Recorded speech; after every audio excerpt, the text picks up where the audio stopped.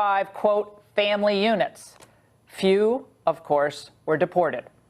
Now, you throw in sanctuary cities, a lax amnesty program, and it's a wonder more illegals haven't come.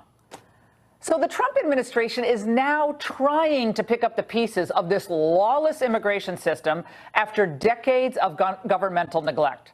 They're also trying to responsibly protect children in the government's care. Here are the circumstances under which they temporarily take custody of children. Number one, when DHS is unable to verify the relationship between the adult and the child. Number two, when DHS determines that a child may be at risk with the parent or the legal guardian. And three, when the parent or legal guardian is referred for criminal prosecution. Now, you enter into a normal port of entry rather than coming across the border illegally, and the chances are you're not going to be separated from your families. But most of these people are coming straight across the border as illegal immigrants, then claiming some type of status or asylum request. And this all goes back to a 1997 court ruling we've talked about before on the show called the Flores Settlement, which forbade the government from holding unaccompanied children for more than 20 days. Ditto for those traveling with family units. So unless you have a hearing within 20 days, they have to be released into the country. It's okay, unless you be swayed by the media reports that the children are housed in concentration camps or cages. The truth is the U.S. taxpayer is spending a lot on the care of these children, nearly $35,000 per year per child. They actually have a higher standard of living than the 13 million American children today currently living below the poverty line. It's about 24,000 per household. And as for the conditions of the facilities that the immigrant children are housed in, they live a lot better than some inner city kids, or say the 11,472 homeless veterans living here in California. Anything we've seen the government has provided. This doesn't feel like we're in the United States. Department of Health and Human Services invited us inside because I think they wanted to show us, relatively speaking, how good the conditions are, I guess you could say. I mean, there are licensed professionals in there that are taking care of the children. There are not cages. There are not fences. It's just ridiculous. I mean, the bottom line is these kids should be united with their parents, for sure, reunited with their parents back in their home countries. They should not be burdens to the United States taxpayer or thrown into a system of foster care by parents who think coming across the border with children will just assure them eventual legalized status. The president wants the separation to end as well. President Trump has said this lawlessness cannot continue. We do not want to separate parents from their children. You can be sure of that. If we build a wall, we pass some legislation, we close some loopholes, we won't face these terrible choices. And rather than trying to score political points, Democrats and Republicans, like Sessions is indicating, should come together. They should do what's best for the country, for the American citizen and the American workers and these immigrant children. The law should be changed so that the Border Patrol can turn away individuals and family units at the border if necessary. Today, only Mexicans who cross the border illegally can be turned back. That's absurd. Our Border Patrol doesn't exist as a wave-in facilitator for any group of supposed family members who mouth the script given to them by lawyers, non-governmental institutions, or other people in their home countries that they mouth for asylum. The American people are footing a really big bill for what is tantamount to a slow-rolling invasion of the United States. And we can no longer permit Central American countries to export their poverty and their desperation to our nation. Our own children, Black, white, Asian, and Latino, need help too. In Detroit, here in LA, in Hartford, in Miami, and in Chicago. So why don't the Bushes and the Obamas and all these left-wing reporters emoting today at the White House and all these pro-amnesty Democrats and Republicans, why don't they ever write op-eds or cry for those kids? You know why? Because they think this over-the-top coverage and the misrepresentation of what's going on will hurt the man that they could not beat in November 2016, Donald Trump. And that's the angle. Joining us now for reaction is Art Del Cueto, president of the Border Patrol Union in Tucson and radio talk show host. Here with me in the studio in L.A., Ethan Bierman. All right, Ethan, you heard what I just said. Throw it at me. Where did I get it wrong? Well, I would say this. There are a lot of different issues that you addressed there. First off, we have the overarching issue that we've never addressed immigration overall and how we deal with people who are in this country. But most importantly, we've got to get to the root issue that we're talking about today, which is separating children from their families. Yes, the president does have the power right this very minute with a 5-minute phone call to say, stop doing this. Let's keep them together until we resolve the asylum issue, the immigration issue. Now, that's what that was said and resaid and restated today. Let's say the president called up HHS or Border Patrol and said, okay, kids stay with the parents. They can all stay in this summer camp kind of facility, and there are several of them nearby where we are, 100 miles. Then they have to be released in 20 days. So you're going to go to the American people who are already burdened with taxes, overcrowded classrooms, all the stuff that kids in this city of LA are dealing with, and you're saying to them, okay, the thousands upon thousands of family units crossing the border should all be then released into the country. Is that what you're saying? Yeah, because we're short on immigration judges right now. Okay, so I just want to know that you're saying that that's okay, because you know then, Ethan, they never come back for their hearings. You know, the lion's share of people abscond, and then later on they say, we want amnesty. Yeah, but don't separate the families the way you're separating them right now, or the way the president and the Border Patrol and Customs and Immigration are doing this. Are criminals separated from children? After in felony cases, so this is a misdemeanor to cross in the United States illegally. So if you get pulled over, does it mean anything? If you get, of course it means something, which means we need to fix our immigration system. Okay, which means these people are coming here because our employers are hiring them. There are jobs waiting for them, jobs that Americans are fully employed. Let me tell you about some of the jobs that are being done by the illegal labor. And Art, I want you to chime in on this. This is a story that is still being litigated. In December of this past year, 2017, a federal grand jury in Ohio handed down a 5th indictment in a child labor, human trafficking case where they had underage children under the age of 18, some as young as 14, who were brought up from Central America to work in this egg farm. Now, this is not an isolated incident, by the way, but they were trafficking these kids up since 2012 when President Obama pushed DACA through. And so there are jobs. Yeah, there are a lot of jobs that unscrupulous businesses want to pay kids to do child labor. That's the kind of thing that will be stopped if we have a zero tolerance policy at the border. These countries exporting their own desperation are shameless, but Art, the images are bad. I mean, Ethan's saying, look, these images, look, these are terrible. That's not who we are as a country. We want families to be together. We're all for families. We love families. So how is this good for the Trump administration and the rule of law? These are the images that the press is focused on. The reality, Laura, is during the Obama administration, the kids that were taken away from their families were pretty much put in bird cages. That's what they were. They are being held in better facilities similar to boarding schools. So they're much better facilities than what they were held during the past administration. Now, I understand people are arguing that we're separating these kids and you can bring up during felonies or non-felony crimes. The reality is what we see day in, day out. No one's going to tell me we're not doing the right thing when we chase a group through the desert that are bringing their child, a minor, through this desert. And when they see Border Patrol agents show up, they drop their child and they run. They literally drop these kids. They just drop them on the ground. So you're going to tell me these are good people. These are good parents. They need to be with their kids. They're exposing their kids to criminal elements. We've seen many, many times where these individuals grab their children, they put them in the trunk of a car, they hand them over to coyotes, they hand them over to smugglers, people that obviously have some kind of criminal record, and they either walk through the desert or they go through a different car. Anybody in the United States, as a parent, that should be sickened by those things. I would never hand over any of my children to somebody with a criminal past, much less allow them to put them in the trunk of a car to come through the desert. I think that people think that it's always parents, just parents who've come all the way from El Salvador are just walking up to the border. A lot of the times the kids are coming up to the border and they're hooking up with adults on the way because they know as long as I'm a child that I'm with an adult before the family unit, like Ethan wants, could stay for a while, 20 days, or they get released into society. That's why they're coming with children, because they can get a fast pass to release. Now, Ethan, I want to play for you Obama and Hillary both responding to the other big border crisis, which was in 2014, what they said about the unaccompanied minors. Let's watch.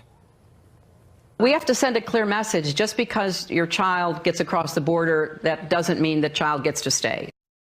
Our message absolutely is don't send your children unaccompanied on trains or through a bunch of smugglers.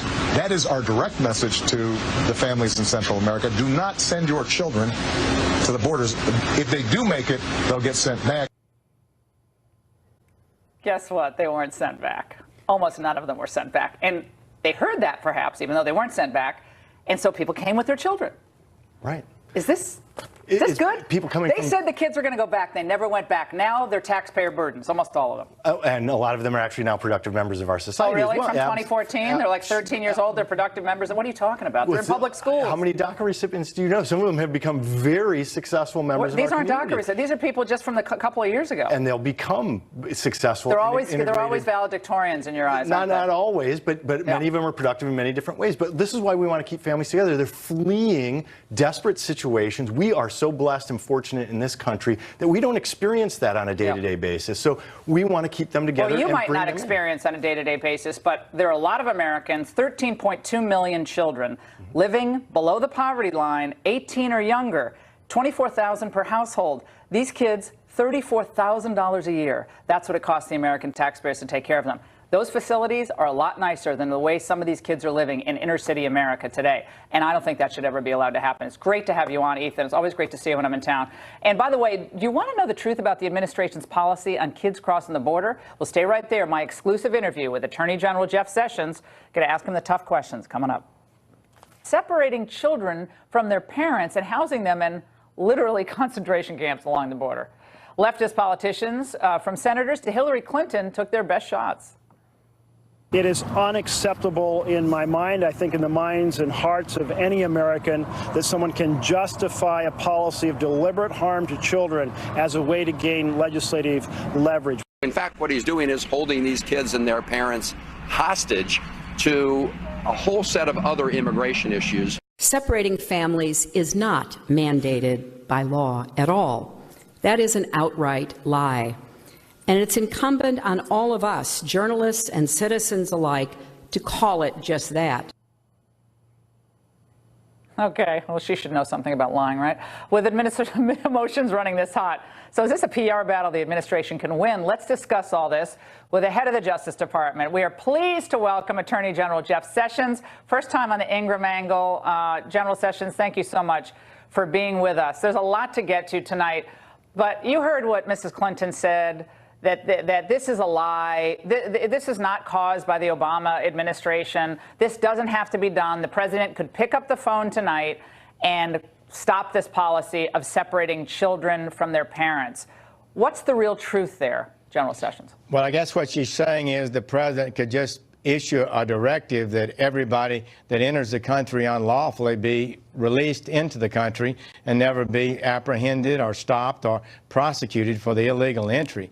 We have watched what happened with the Obama policies, and over the years we went from 15,000 illegal entries to 75,000. This is a huge loophole in our system that's attracting more and more people as more and more people understand that under the previous policies, if they were entered the country unlawfully, nothing ever happened. We're doing the right thing. We're taking care of these children. They are not being abused. The Health and Human Services holds them in good conditions. They work hard at it. We spent $1 billion last year, Health and Human Services did, in taking care of children who've entered the country unlawfully. And Laura, one more thing, the vast majority of those children still tend to be the unaccompanied minors, but we've had a big surge in families bringing children or some adults bringing children with them. Yeah, one of the shelters not too far from the border has 90% of the kids were unaccompanied minors, 10% were separated from their families. Just so my viewers understand this, General Sessions, what happens when a family unit, you see them all on the bridges, which I think is just absurd, that they just stay on the bridges near the ports of entry near San Diego. Now, when they get processed in, and it's slow, they get processed in, and it's a woman says, this is my child or two children, then what happens? Are they separated if they claim asylum? Say, I want to claim asylum. What happens to the mother and the children at that point? If they enter the country at a port of entry, and there are many of those along the border, they are not violating the law. The mother or father in that circumstance would not be prosecuted, and the families stay together. They're presumably they're claiming an asylum, and they would not be prosecuted and not be separated. But if they go out in the desert, they cross a fence or a barrier, our officers have to identify them, follow them, apprehend them. They're violating the law, and they need to be prosecuted for that. We simply cannot condone that kind of activity. We want to end this process of children being brought across dangerous territory, placing those children at risk. If they want to claim asylum, let them go through the port of entry. That's the way it should be done. Yeah, I think most people aren't understanding this. I think most people think that if you come even through one of the, 25 ports of entry, you have your family separated. That's not how it's working. It's a rare circumstance when I think the Border Patrol people know that this person is not related to this other person, and they can figure it out pretty quickly in those circumstances. But I just think it was important to have the people understand that. This is how your opponents, General Sessions, are demagoguing this issue. Let's listen. I walked down that railroad siding where the families were separated, and that's why I used that picture. Now look, I know we're not Nazi Germany, all right, but there is a commonality there. This is the United States of America. It isn't Nazi Germany, and there's a difference. And we don't take children from their parents until now.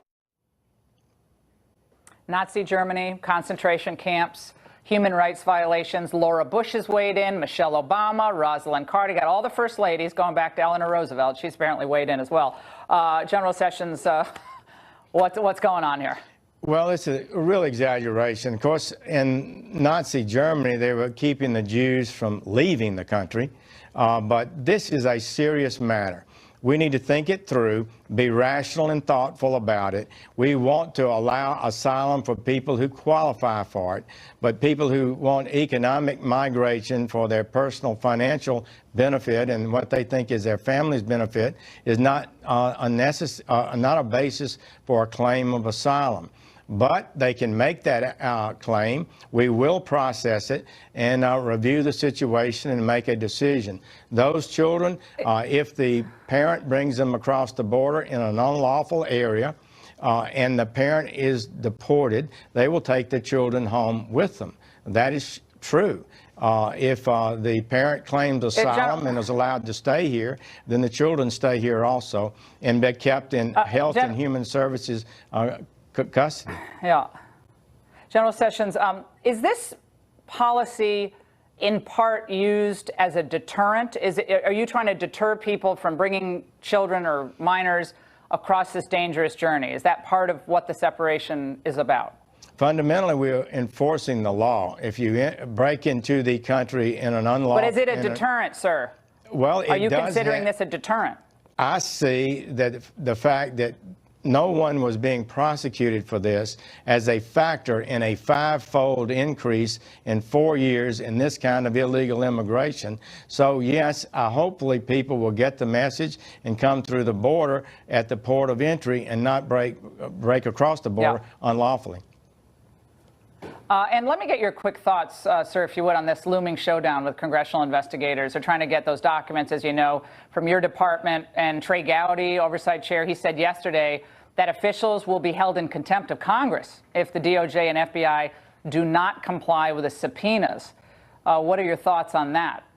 Well, we've gone a long way in dealing with that. The FBI has worked hard on it, I think. An agreement was signed with Mr. Gowdy and Chairman Goodlatte, both chairmen, to have 12 of their staffers at the Department of Justice, at the FBI, looking at these records. And so I think that's moving along pretty well. Hopefully there's But they're out of problems patience. General Sessions, I hate to interrupt you, they're out of patience. They feel like they've been asking for these documents. Some of these documents end up showing up with the IG report that Congress asked for months and months and months ago. So you can't, I mean, you were in Congress. You know what it's like to try to do oversight. It's really frustrating. And Well, they're going to hold Rosenstein in contempt. I mean, they're going to hold him in contempt of Congress. Then what?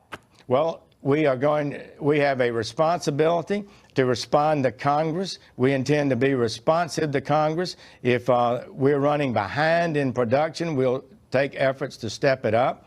And we have a responsibility to produce the documents that are properly disclosable, and we intend to do so. That's my direction to the department.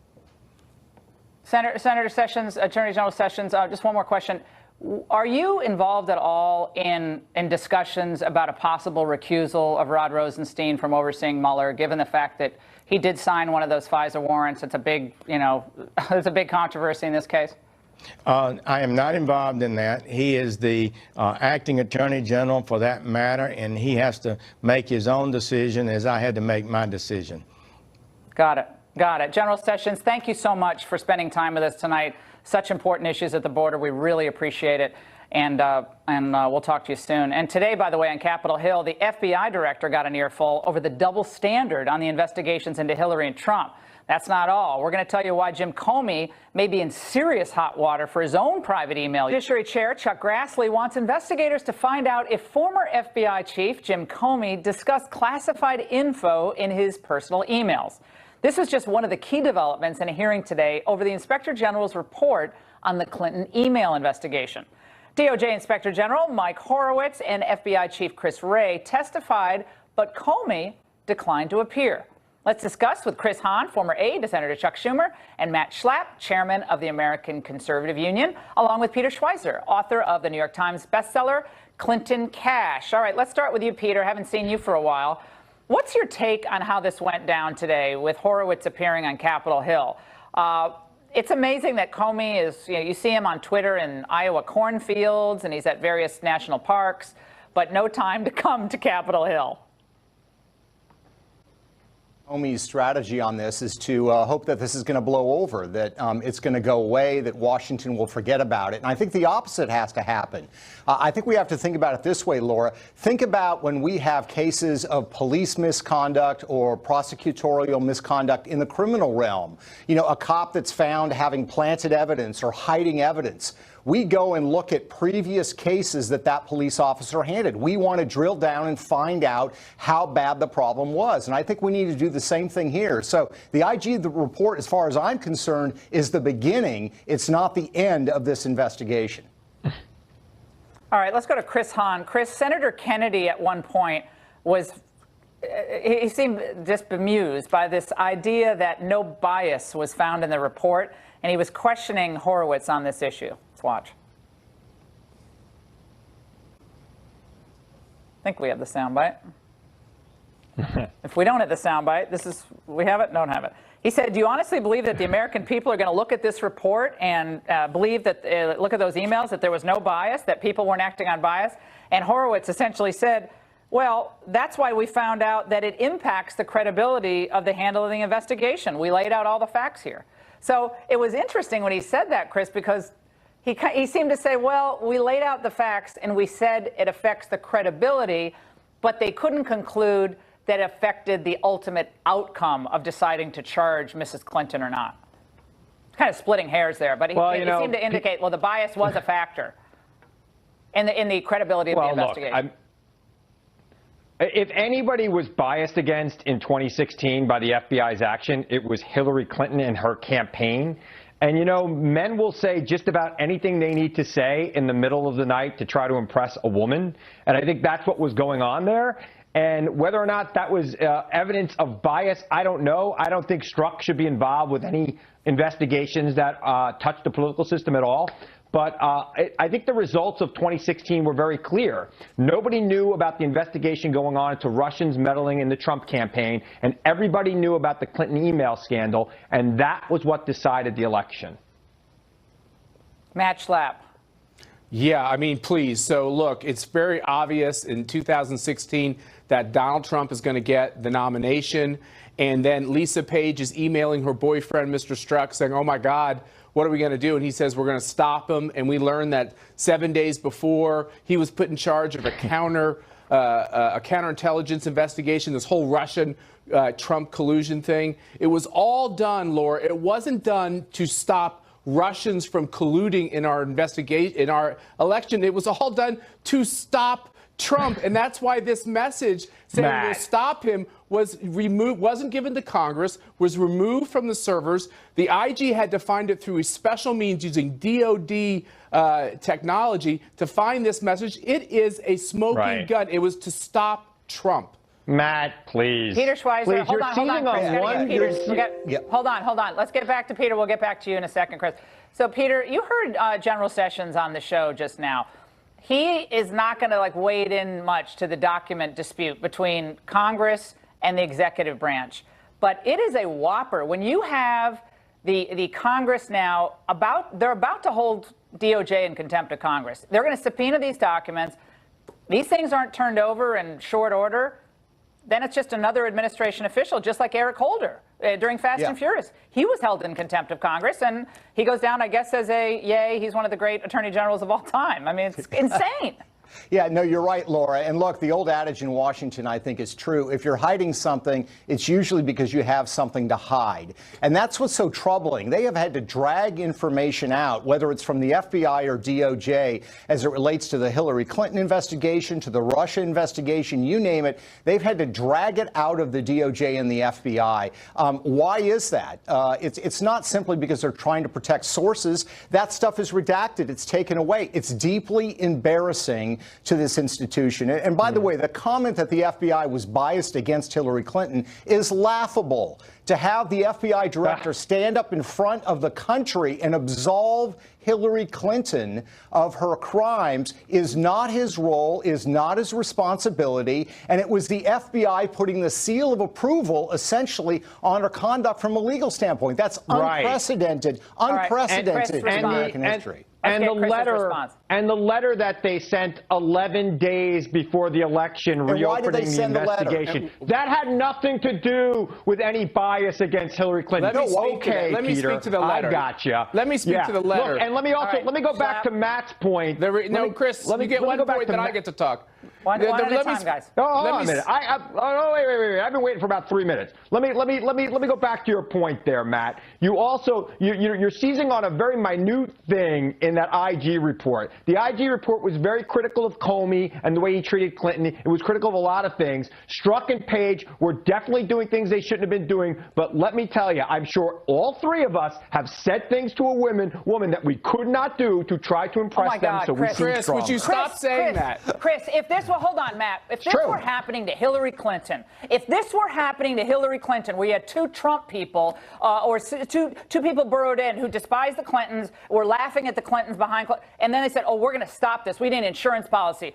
You'd be going nuts. All the Democrats would be going nuts. You know why? Because it would be smart to go nuts. Because it's outrageous that our Justice Department can be used by individuals with a political animus to try to take down a candidate. That's wrong. I don't care if you're a Republican or a Democrat, and I love you all, but that's just, we can't do that in our country. It kills our faith in these institutions. It really does. I don't care. Again, Republican, Democrat, can't do it. Match lap, close it out. Yeah, real quickly, that's why the timing of when he said he'd stop it matters. That's when the Russian investigation started. And the reason why the Comey letter went out so close to the election day is because Comey was dragging his feet. It was the New York U.S. Attorney's Office for 30 days was pushing to get him to move, and he dragged his heels. And that's what's all throughout this IG report. He was inappropriate and biased towards Trump. Yeah. Oh, yeah. All right, guys, we got to go. God. Fantastic panel by fantastic men, and not even in the studio with me. Thank you so much. And by the way, the Washington Post may have gotten its wires crossed. It actually ran a story showing how a Trump associate chose not to collude with the Russians. Roger Stone explains. When the media haven't been freaking out about separating kids from their families and going into the shelters and calling them concentration camps, over the weekend they were freaking out about what they thought was going to be another nail in the coffin of Donald Trump. Another instance of Russian collusion. Whoops. Except it wasn't. But let's watch. just more questions about potentially another Russian having meetings, certainly with someone that's associated with the campaign. Specifically, in this case, Roger Stone and Donald Trump being so close for so long raises additional questions about what the president, the now president, then candidate, may have known about these Russian contacts. This was my 9th presidential campaign, and there's never been anything like this. The level of contact between one campaign and one foreign national that goes over and over again. Okay, we're laughing here in the studio. Joining us to explain is the man himself, Roger Stone. Roger, I had to treat you with that montage because I'm watching it. Like, not one of them say the guy was an FBI informant. Not one of them. Tell us the real story. It's extraordinary. In May of 2016, Michael Caputo, who appeared earlier with Sean Hannity, contacted me because a man using the name Henry Greenberg, turns out to be a paid FBI informant, said he had information that would be useful to the Trump campaign. He did not, in fact, promise in the run-up to this meeting dirt on Hillary Clinton, as reported by Shelby Holliday of the Wall Street Journal. Classic case of fake news. In any event, I reluctantly took this meeting, which lasted about 20 minutes. It turns out that Henry Greenberg is not his real name, that he is an FBI informant for over 17 years, was deported from the country in 2000, has a 10-year prison record for violent crime, is associated with Russian organized crime, but more importantly, is in the country on a visa sponsored by the Miami office of the FBI because he is providing, quote, a public benefit. He's an informant. At this very brief meeting, Mr. Greenberg, not his real name, the FBI informant, first shows up wearing a MAGA hat and a Trump T-shirt, shows me photographs on his phone of he and a woman at various Trump rallies, and then lays it on me that he has information damaging to Hillary Clinton, and he only wants $2 million for it. I reject his request for $2 million, and he laughs and says, it's not your money I want, it's Donald Trump's money. And there it is, giving up the game. This is an attempt to entrap me, but to compromise Donald Trump. Even Greenberg, or whatever his real name, the Russian FBI now, did informant, he speak like this, tells Roger? the Washington Post that I reject his offer. But does he speak like this, Roger? Does he say, I have very good information on Hillary Clinton? I mean, is he speaking in the, like, Boris, you sound more like, of Rocky you sound the more Squirrel like Boris cartoons, Badenoff. You sound more like Boris Badenoff. The real question here is not why I didn't remember a meeting that has no legal consequence, because I just didn't recall but you it. said, I want to play. Roger, I got to be really tough on you, because April 19th of last year, you said this. Let's watch. I didn't talk to anybody who was identifiably Russian during the 2-year run-up to this campaign. I'm not sure I did previously either. I very definitely can't think of anybody who might have been a Russian without my knowledge. So that's what everybody's hitting on today. That's fine, but the question is not why I got a meeting which is inconsequential and in which nothing improper or illegal happens. The question is, why does James Comey's FBI run a known informant who's in the country on a visa through the graces of the Miami FBI office for public benefit in on me? He gave away the game when he said, I don't want your money, I want Trump's money. This was an effort to entrap Donald Trump. Roger, we need the documents on this, though, and I know you're going to be pursuing that, because we need the documents. I want to know who sent him, when. If you go to Democrat Dossier, if you go to democratdossier.org, you can see his extensive criminal background and all of the evidence that he was an FBI informant. I have informed the House Intelligence Committee. Yeah, we got to roll, but thank you so much. A fantastic interview. In moments, Ben Shapiro joins me on set to break down the rank hypocrisy of the media's hysterical coverage of the illegal immigrant kids. Stay there. Okay, lost in all the hysterical coverage over illegal immigrant children separated from their parents is a key point. What about the thousands of homeless veterans or the plight of kids in urban America? Where's the outcry, the tears, the press conferences about their plight? Let's discuss this with radio host, editor-in-chief of the Daily Wire, Ben Shapiro, who joins us here on set in L.A. Great to see you. Good to see you. How you doing?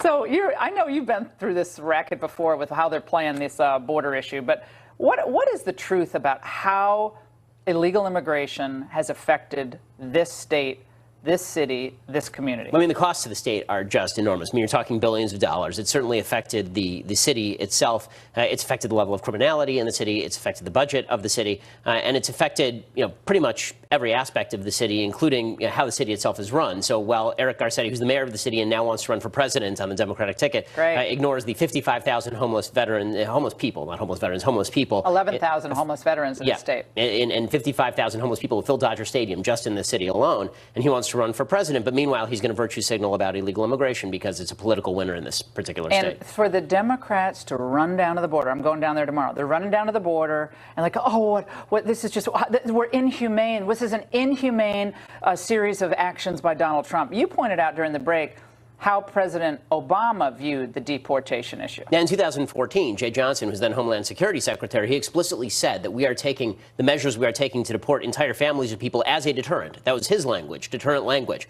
And now, when the Trump administration used similar language with regard to separating families, I don't think they should necessarily use that language, but that language is not unprecedented. And the fact is that basically what the left is saying now is that President Trump has a choice. Either he should release everyone into mainstream society or they're going to yell and scream. Because the law itself says, the Ninth Circuit Court of Appeals has made this very clear, that if you arrest the parents, you have to release the kids. And that means that you have to separate the kids from the parents. There is no option to keep the parents in custody with the children. This is just not an option under the law, as written by leftists on the Ninth Circuit Court of Appeals. When kids are put into sponsorships across the country, when they come in unaccompanied, sometimes they're brought in by traffickers, they're sent to sponsors. And do you realize, and I'm sure our viewers, some of them don't know this, some of those sponsors themselves are illegal immigrants. The HHS regulations do not discount the possibility of illegal immigrants being sponsors because it's only one factor. So it's more your financial ability to care for the people. So now